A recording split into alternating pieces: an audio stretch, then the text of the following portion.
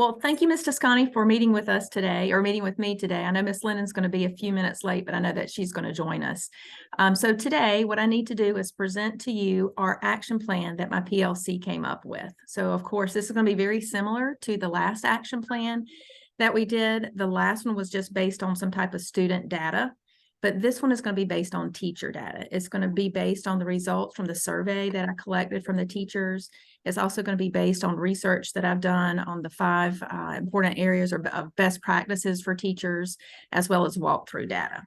So the first thing I'm going to share with you is our research on best practices. So these are our 5 areas that we needed to research. And I can honestly say that I can understand why they're best practices for teachers to have in the classroom, because I did learn a lot through each of these 5 areas. So the first area that I wanted to share with you was about building efficacy and empowerment among the staff, so especially teachers, and how admin goes about trying to build that efficacy.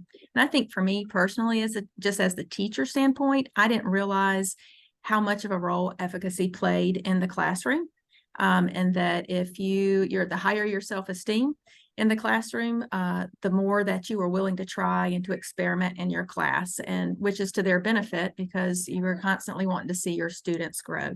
From my research, I learned that teacher efficacy is a powerful tool and influential, but I had never heard of collective teacher efficacy. And I can honestly say I understand why it's even more of a powerful and an influential tool, because this is something I experienced firsthand with my PLC, AKA my science team.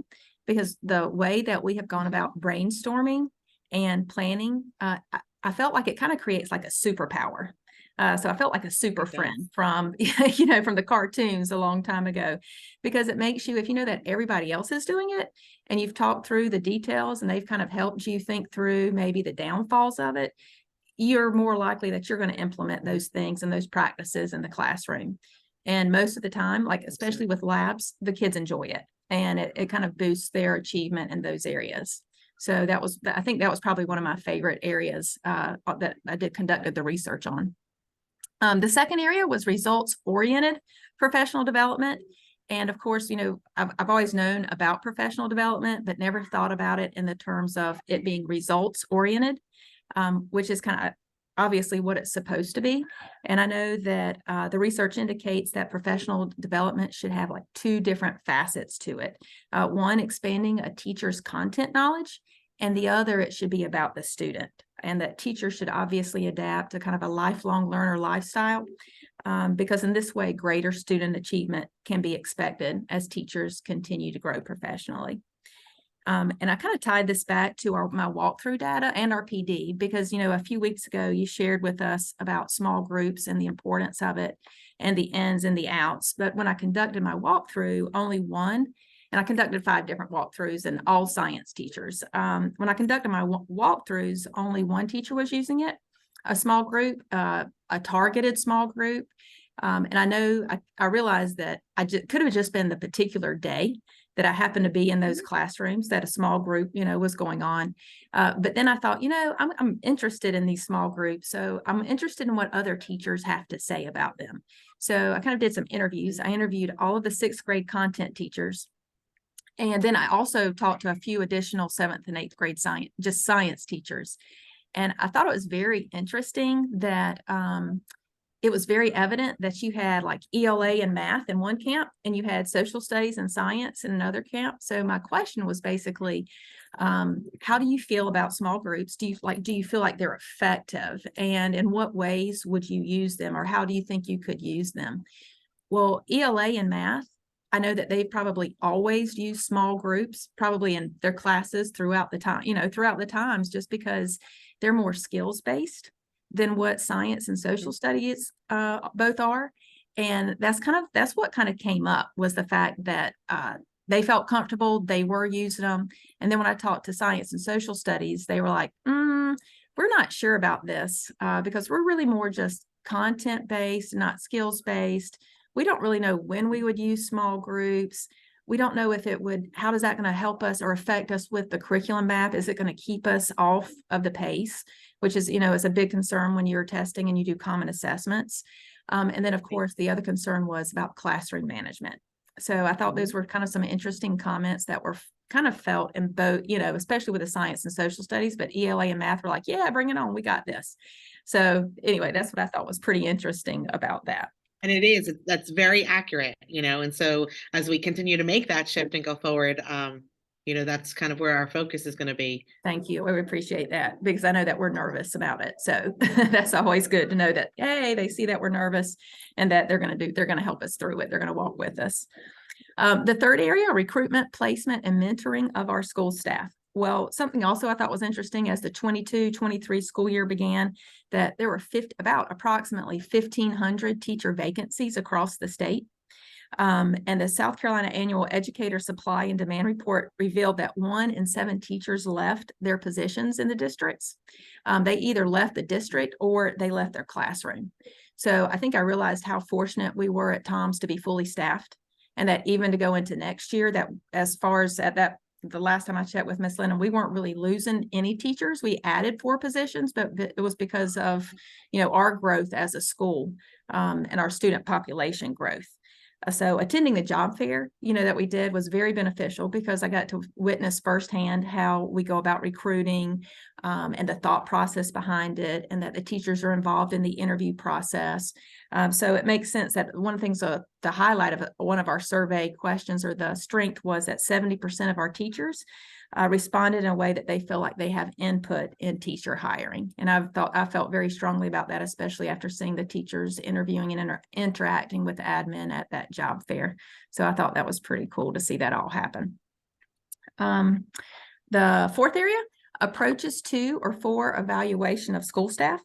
So according to research by Darling Hammond and others,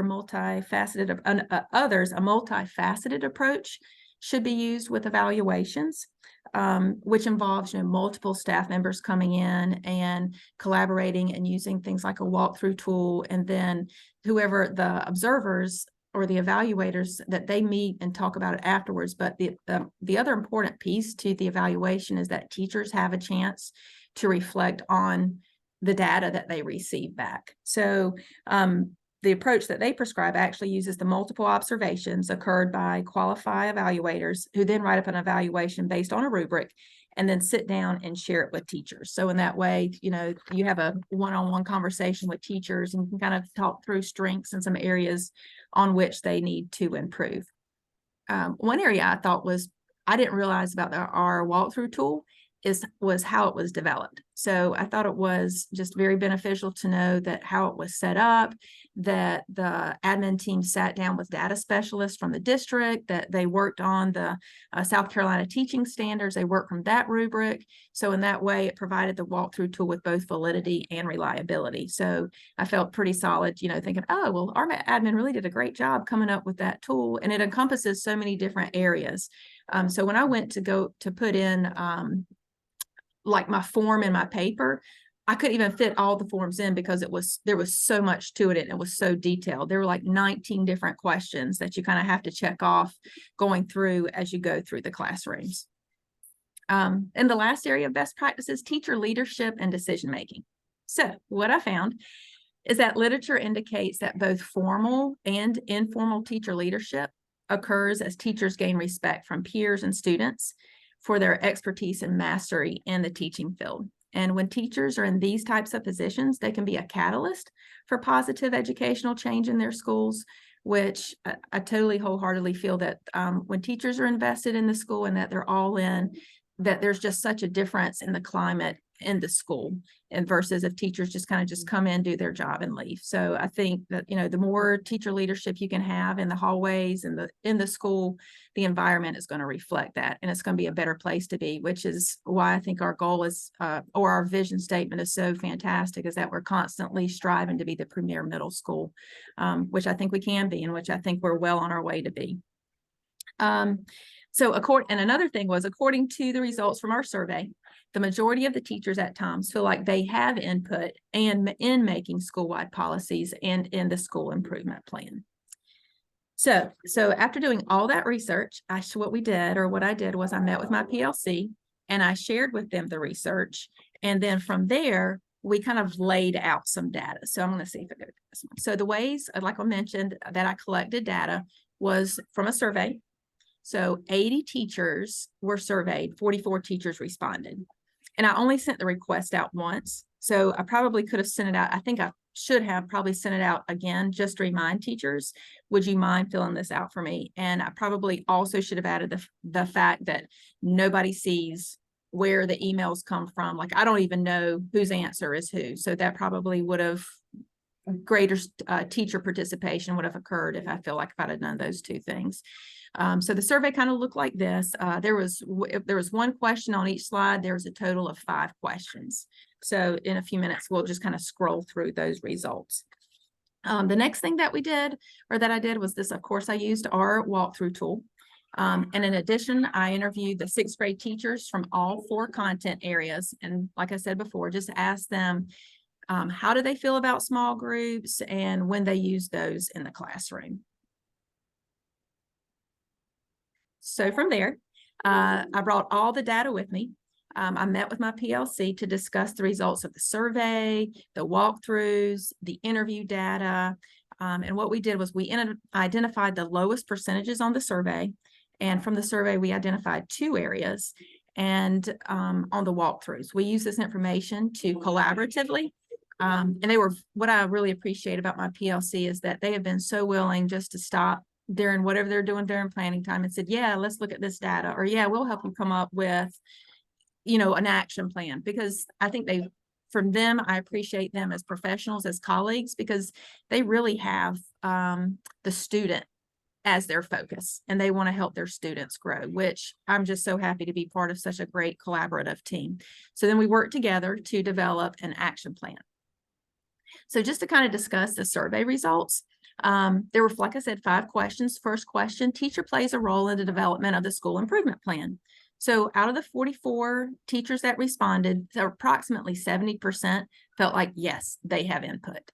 And being on the School Improvement Council, I can honestly say that Miss Lennon, as she conducts those meetings, she definitely asked for, do we have any concerns? What do we need to do? Or do you have any suggestions? And I know that some things have changed because of those suggestions, like the announcements on the slides at the end of the day and thinking about doing a silent dismissal. So those are all things that, and we've talked about how, like, our safety plan, ways that we can improve our safety plan. So I know, in fact, that teachers do play a role in helping with the school improvement plan. Second question, teachers play a role in setting a school-wide policy. So not quite as much here. Was an agreement with this statement, but still it's still the majority, 61%. So 61% of the teachers feel like they do have a role in setting school-wide policy. And I think mainly because there were some things that teachers know that they don't have control over. So I think that's why there was this, it was 61%, because some things we can say and have influence over, and some things come from the district and it's just a district policy. So we just have to follow it. So next question, teachers play a role in the hiring process, which we've already covered. 70% say, yep, we do have a role in the hiring process. Now, the last 2 questions from the survey, the results weren't quite as high. In fact, this next question, teachers have input in the development and or management of the budget. Only about 16% say yes, and the rest say no. And we'll come back to that when we talk about the actual action plan. Teachers have input on professional development offerings at the school. And this was kind of mixed. It was like a 50-50 bag here. So 52% said yes, 48% said no. And so this was another area that we identified as something that we need to address in the action plan. And then these are the results from the walkthrough. This least area were the small group. And again, that was mainly, the data was skewed because there was only one teacher using the small group when I walked in that day. So the rest of the teachers, they couldn't get marked. We couldn't give any credit for that because they just weren't using them. Then questioning was high, 95%. Activities, materials, 82%. The student work section was 77%, and sheltered instruction was 69%. And I know for the sheltered instruction, I believe there's 5 different areas that you kind of work through on that walkthrough tool. And there's only one area out of the 5 that the teachers weren't hitting. And it was the one about having materials, like having a bilingual dictionary. So that was the area that it just wasn't there. But I still thought meeting 4 out of the 5 sheltered instruction areas was still pretty good good results. So Absolutely. based on the small group and based on the 2 questions that had lower percentage, we developed an action plan. So these are our 3 areas: professional development input, budgeting, and small groups. So I'm just going to kind of run through. We came up with 5 different activities, and so I'll kind of point out which one this addresses as we go. So the first one refers to the professional development input. And so a specific activity: survey staff on which professional topics they are interested in. And we talked about a timeline, actually conducting 3 surveys a year, one at the beginning, one before Christmas, and one at the end of the year. Person that would be responsible, we think, would be the instructional coach to send out the surveys. Formative assessment, completion of the surveys by the teacher. The summative assessment, teachers choose professional development offerings on a choice board that were compiled from a survey. And then some goals for these. Short-term, teachers participate in the survey and identify areas of interest, because if they're not going to complete the survey, then we're not going to receive the data that we need. Long-term, professional development topics, meet teachers where they are and what they need. So, as we discussed, not all teachers have the same needs. So it would be fantastic if we could kind of tailor those. Indicator of success: 65% of the teachers attend one professional development of their choice once a quarter, which of course we said would be optional. And I wasn't 100% sure. I talked with my team. We decided 65% was probably a realistic number. Mm-hmm. Okay. Our second activity, we thought of a speed dating professional development style. So once a quarter during a PLC time, you would have several little topics for professional development and that teachers could rotate through, so that maybe you could get like mini lessons on these different areas that teachers have questions on. And so then the teachers are moving and you're not kind of in one place for a long time. And my lights just cut out because I'm not moving around enough. And then the formative assessment method, of course, would be attendance forms that if they attended. Summative assessment method, teachers create and share an artifact that they can implement immediately in the classroom. Because I really appreciate when you do the PLCs and you give us a strategy that we can take away and implement right into the classroom immediately, because that's helpful. Short term, at least 50% of the teachers incorporate the strategies. And long term, 100% of the teachers incorporate the strategies over the course of a year. And the indicator of success, evidence of strategies being used during walkthroughs that they can be observed. But I think we just really like the name of it, but we like the idea behind it too. I love it too. So our third activity, so those first 2 obviously dealt with professional development. This one is more about, details, or it kind of is trying to attack the budgeting. So as our PLC discussed, we felt like, and talking with you, we know that teachers don't have a role in the budgeting process. But I think our main concern, and I think teachers too, is they don't know how the money is spent. They don't know where to request money, and they're spending a lot of money out of their pocket that they probably don't need to. So we thought maybe a specific activity to combat this was to ask department chairs at the beginning of the school year, when they meet with their departments, to kind of hand them a copy of the budget funds that are available and explain to the teachers how you can spend money, what that money could be used for. Because I know we get the supply money, but we feel like that's more money that you use in the classroom for, paper, glue, pencils, those types of materials. Whereas monies from the budget might be used for lab activities, like when we dissect flowers, using that money to go get the flowers. So we thought that might be a good way to kind of attack this budgeting question. So formative assessment method, teachers attend the meeting and leave with a Google form link to list items for purchase and a list of approved vendors. We thought that might be helpful. In the summative assessment method, teachers submit the completed form and items have been ordered in necessary timeframes.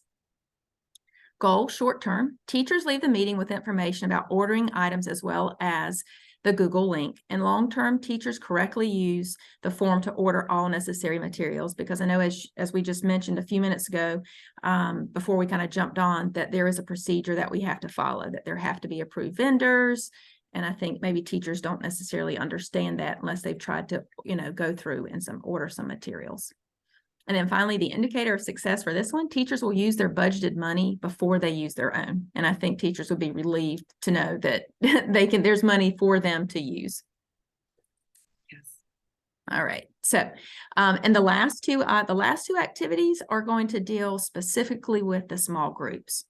So we thought one of the things that we could do is survey teachers about concerns or questions they have about implementing small groups. And then at the beginning of twice a year, at the beginning, at the end. The beginning is more just to gather the information. Person responsible, you have a lot of hats, so we apologize, but we appreciate our instructional coach. In the formative assessment method, teachers complete the survey at the beginning of the year. And in the end, the summative assessment method, well, they complete an end of the year teacher empowerment survey. Hopefully picking up, being able to feel better about what they've learned about small groups. So like the short term, for instance, teachers attend PD created based on the survey results, so that we kind of specifically tailor that to what needs questions they have. And then long term, teachers feel comfortable using small groups and implementing them in the classroom. And the indicator of success, this was probably one of my favorite ones that we came up with. In PLCs or grade level meetings, teachers share their experiences so they can talk about what they feel comfortable with, what made them feel comfortable, what worked, what didn't work. So this was one of my favorite ones. Yep, me too. Thanks. And then the last one. So I was kind of excited about this one too. For also to address small groups, have a panel or a forum of master teachers from various content areas that speaks on the ins and outs of small groups, and maybe they even demonstrate some small groups for us.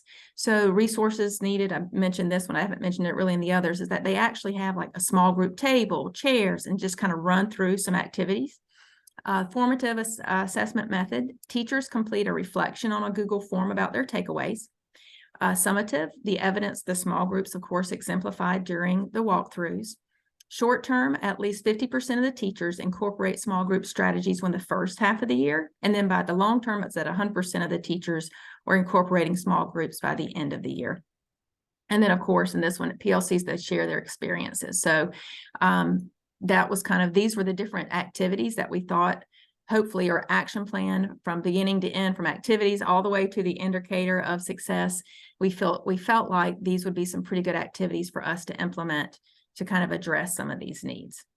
So with that said, this was really, I just wanted to share with you guys the action plan and our gap analysis, kind of how we went about identifying the areas. Like I said, we laid out all the surveys, all the walkthrough data from whatever was the lowest. We talked through and tried to figure out why it was the lowest. And that's kind of how we came up with the activities to kind of address these needs. So that's what I have. Thank you so much for sharing. Thank you. I appreciate your time today. Absolutely. Have a great day. Thank you. You too.